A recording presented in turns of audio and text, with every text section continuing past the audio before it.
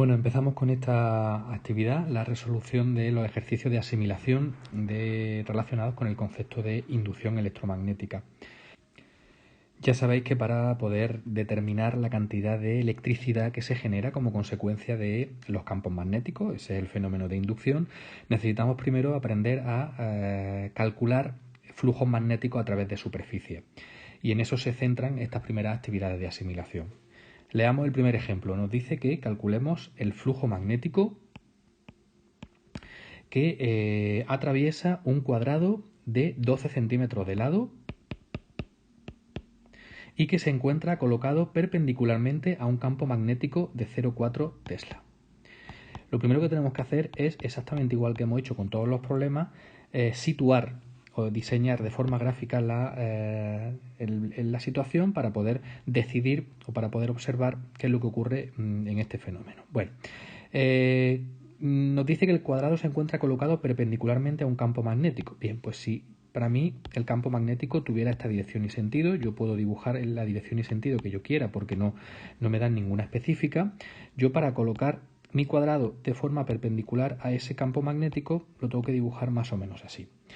¿Qué consigo con esto? Pues consigo con esto que ese vector superficie que ya habéis estudiado en los apuntes es un vector, en este caso, perpendicular siempre a la superficie que define, en este caso perpendicular a ese cuadrado, y en esta situación ese vector va a ser paralelo al vector B. Bien, para calcular el flujo que atraviesa dicha superficie, lo único que tenemos que hacer es aplicar la expresión que nos permite calcular el flujo a través de una superficie plana, que como sabéis, en este caso, bueno, el más simple de todos que nos podemos encontrar, se trata de un simple producto escalar de campo magnético por superficie, es decir, vector B por superficie por coseno de alfa. Este alfa os recuerdo que es el ángulo que forma los vectores B y S, que en este caso será 0 grados. Vale, solamente nos queda por lo tanto sustituir datos, porque conocemos B, conocemos S y conocemos alfa. La superficie del cuadrado la podemos calcular la podemos calcular aparte, para introducir directamente el valor en la expresión de del flujo, y sabemos que la superficie de un cuadrado es en este caso lado al cuadrado. Por eso os pasé la hoja que resume, bueno, que refleja un poco cómo se calculan las superficies más usuales. Me está diciendo que el lado mide 12 centímetros, yo esto lo tengo que pasar, como sabéis, a metros, tengo que trabajar en el sistema internacional si quiero que el flujo se exprese en Weber. Luego lo único que tengo que hacer es calcular el valor de dicha superficie. Bien, sustituyo en la expresión del flujo magnético todos los datos de los que dispongo.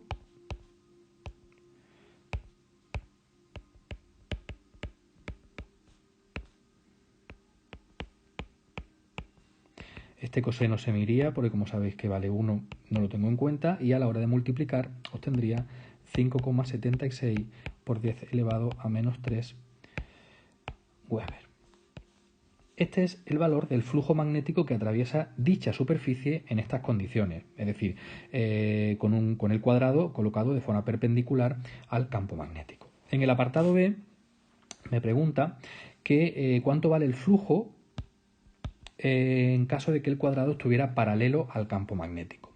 Bien, pues si mi campo magnético yo lo dibujo de forma parecida como lo he dibujado antes, mi cuadrado ahora estaría dispuesto más o menos así. ¿Eso qué significa? Pues significa que el vector superficie ahora sería perpendicular al campo. Como alfa, en este caso, es de 90 grados, el coseno que forman ambos vectores valdría 0 en este caso, por lo tanto, aquí el flujo magnético sería nulo. Bueno, el segundo ejercicio nos dice que calculemos el valor de un campo magnético presente en una determinada región del espacio para que el flujo magnético que atraviesa un círculo de 20 centímetros de radio sea de 4 Weber. Bien, nos pide en este caso, por lo tanto, que calculemos el campo magnético en una región del espacio para que el flujo magnético que atraviesa una superficie sea de 4 Weber, sabiendo que el radio de esa superficie, en este caso circular, vale 20 centímetros. Bien, aquí tenemos que hacer poca cosa, porque al final lo único que resulta es que, suponiendo que se trata de una superficie plana, ese producto escalar simplemente se convierte en un producto de dos módulos, módulo de B por módulo de S, por el coseno del angulito que forma ambos vectores. Bien, no me está diciendo nada sobre este ángulo, pero yo interpreto que el flujo que lo atraviesa o que atraviesa la superficie es máximo, es decir, de 4 Weber. Por lo tanto, yo voy a considerar que alfa, en este caso, vale 0 grados. ¿Para qué? Pues para que este coseno me valga la unidad y por lo tanto pueda eliminarlo de la ecuación del cálculo del flujo magnético. Bien, lo único que tengo que hacer es, por lo tanto, despejar B de esta expresión.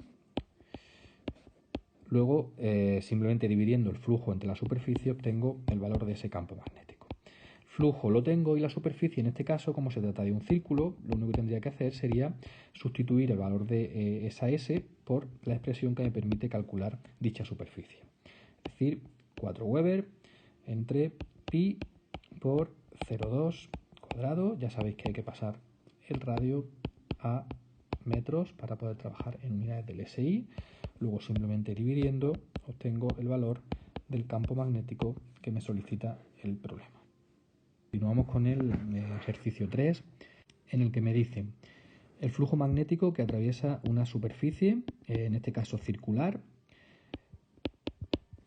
es de 2 por 10 elevado a menos 3 Weber cuando se encuentra en un campo magnético de 0,05 Tesla, campos magnéticos que en todos los casos se consideran de momento uniforme.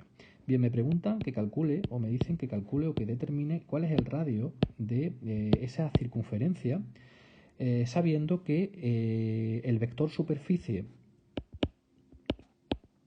y el campo magnético forman un ángulo, en este caso, de 30 grados.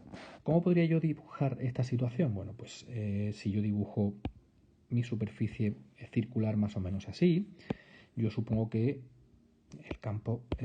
que el vector superficie tiene esa dirección y sentido. Bueno, pues podría más o menos hacer un diseño como este, en el que yo me encontrara que efectivamente aquí existe un ángulo de 30 grados.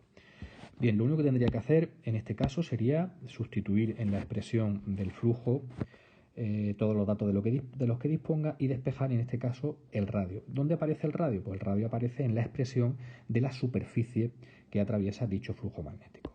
Veamos cuál es el procedimiento.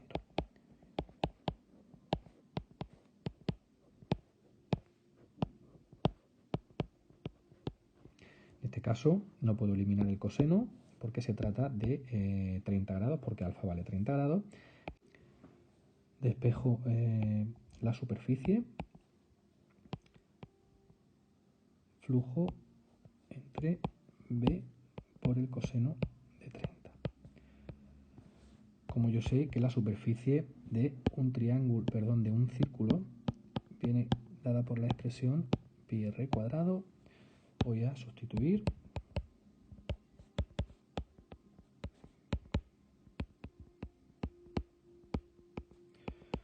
De aquí despejo automáticamente el radio, es decir, raíz cuadrada de flujo entre pi b coseno de 30. Al sustituir, simplemente recordando que todo tiene que ir en unidades del SI, campo magnético me lo dan, el valor de pi es conocido, el valor del flujo 2 por 10 elevado a menos 3 y el coseno de 30 también. Por lo tanto, lo único que tengo que hacer es operar sin equivocarme y obtengo el valor del radio de esa superficie circular. El siguiente ejercicio nos dice que en una región del espacio existe un campo magnético definido por ese vector que tenemos ahí, 0,25i, 0,15j, menos 0,35k, que nos pregunta que determinemos el flujo magnético a través de una espiral cuadrada colocada en el plano XY. Bien, ya sabéis que un producto escalar, como es el caso de la magnitud flujo magnético, puede ser calculado de dos maneras. Imaginaros que tenemos dos vectores, R y A. Yo puedo calcular el flujo escalar utilizando los módulos de los vectores RA y el ángulo que forman ambos vectores, pero también puedo utilizar el cálculo asociado al producto y suma de cada una de sus componentes. ¿Cuándo voy a utilizar esta expresión? Esta expresión la voy a utilizar en caso de que no disponga del conocimiento o no disponga de la posibilidad de calcular el ángulo que forman los vectores R y A. En este caso, los vectores S y B, como es el problema que nos ocupa ahora mismo. Vamos a dibujar la situación en la que tenemos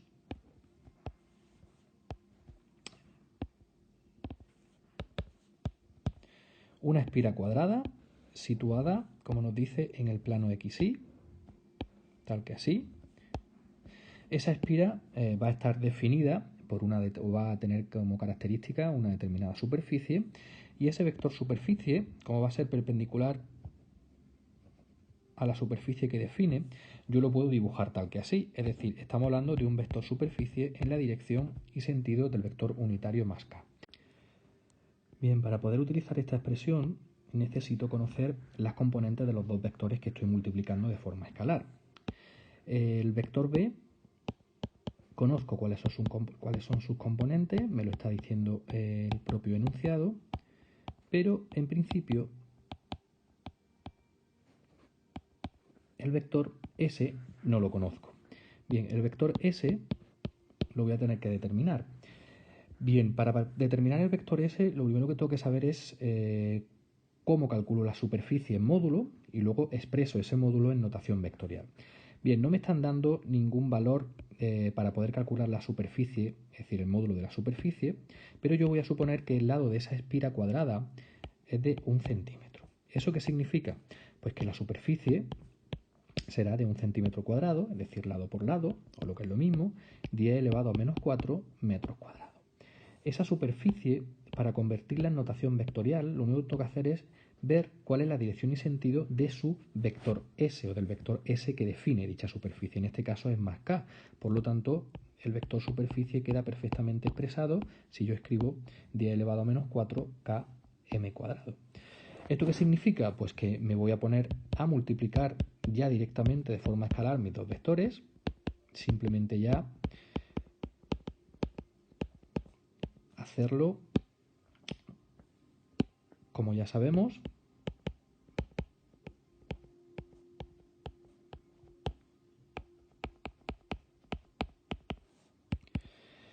Multiplicamos coordenadas, coordenada x por coordenada x, coordenada y por coordenada y, coordenada z por coordenada z.